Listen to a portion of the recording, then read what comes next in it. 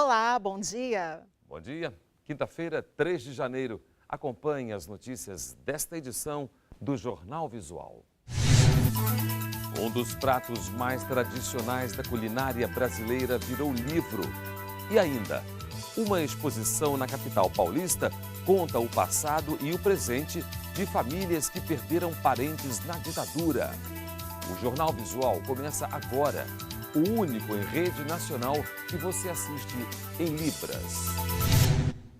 Você sabe qual o papel de um conselho tutelar? Com autonomia para tomar decisões, os conselhos estão previstos no Estatuto da Criança e do Adolescente e são um ponto de apoio importante para assegurar os direitos desse grupo.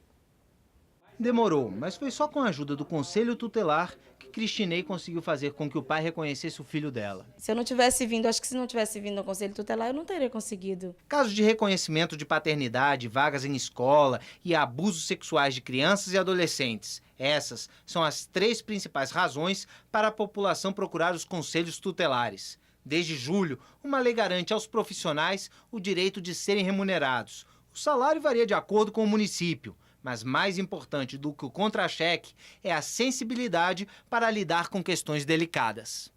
Houve eleição para definir os 165 conselheiros de Brasília. A participação da comunidade na escolha contribui para diminuir o estigma do órgão, visto por muitos como um instrumento para retirar as crianças das casas dos pais. Então ela já veio o Conselho Tutelar como se fosse um bicho-papão.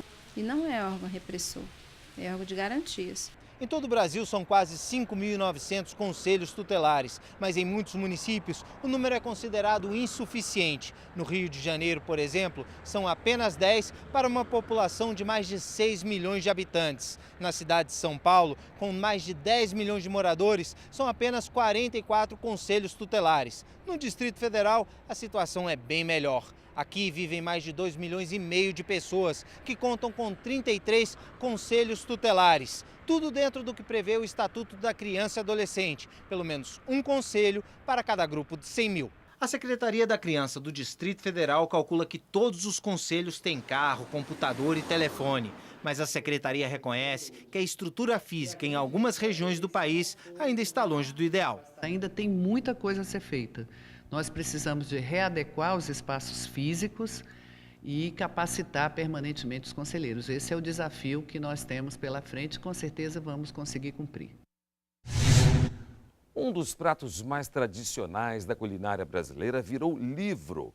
O lançamento dá uma versão diferente para a origem da feijoada. Por que a feijoada agrada tanto? Acho que é o tempero, é gostoso. E é mesmo. Fomos a um restaurante no centro do Rio desvendar os segredos de uma boa feijoada. O tempero vem do sabor das carnes. Carne seca, paio, lombinho, costelinha, pé de porco, orelha e rabo. Elas devem ficar de molho por 4 dias para tirar bem o sal. A água deve ser trocada a cada 2 horas e tem que ser água fria. Porque a água quente ela esquenta, aquece, tira o sabor da carne. A água fria só tira o sal. O feijão também fica de molho por 1 dia. Depois mistura tudo e refoga com alho e cebola. Na hora de cortar a carne, mais um segredinho. Se cortar a carne com ela quente, ela acaba desmanchando, não fica legal. E ela fria, fica melhor o cortamento. Almir Elcarer é escritor e lançou um livro sobre a história da feijoada, que, ao contrário do que muitos pensam, não foi uma invenção dos escravos que colocavam no feijão preto carnes que eram jogadas fora pelos patrões. Algumas famílias menos abastadas que tinham uma criação de porco, quando se matava um porco era uma festa e se consumia tudo do porco. Nunca se jogou nada fora. No início do século XIX, a feijoada não era tão popular. Quem comia feijão, além dos pobres, era o pequeno comerciante, comia um feijão ralo, com um pedacinho de carne seca e um pouco de toicinho, mas no fundo da loja, para não ser visto. Mas hoje se tornou paixão nacional e não há quem não goste. É bom demais. É a melhor comida do Brasil. Hora das notícias paralímpicas.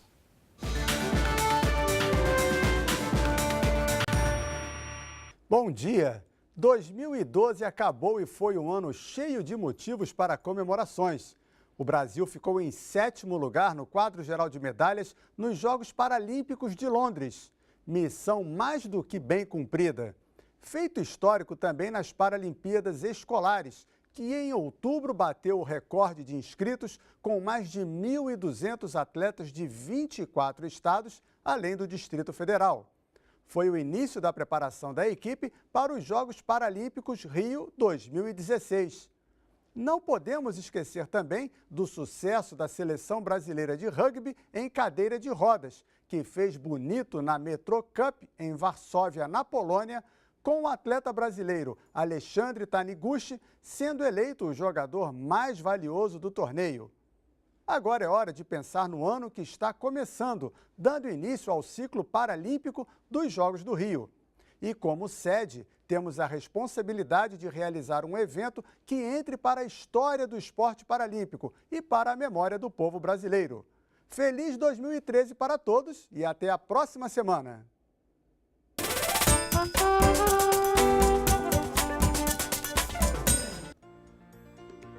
Carro, avião, caminhão, barco. E então, vamos revisar os sinais? Carro, avião, caminhão, barco. Um americano criou uma bola indestrutível para ser distribuída em comunidades pobres. Resistente e sem a necessidade de bomba para encher, ela é sucesso nas peladas de rua da África. Uma iniciativa que pretende revolucionar o futebol. Não é uma bola com chip, e sim uma bola indestrutível.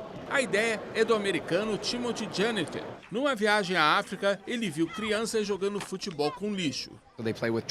Eu percebi que as crianças não tinham com o que jogar, jogavam com lixo. Eu achava que alguém tinha que fazer alguma coisa melhor do que deixar as crianças jogando com lixo. Timothy voltou para os Estados Unidos e criou esta bola. Ela é feita de material plástico impermeável. Não perde a cor, não encharca e não deforma. Perfeita para ser usada em comunidades carentes pela durabilidade. Mas o americano precisava de apoio financeiro para produzir a bola. A ajuda veio de um amigo muito especial, o cantor Sting. Para ajudar na divulgação, ele fez várias aparições com a bola.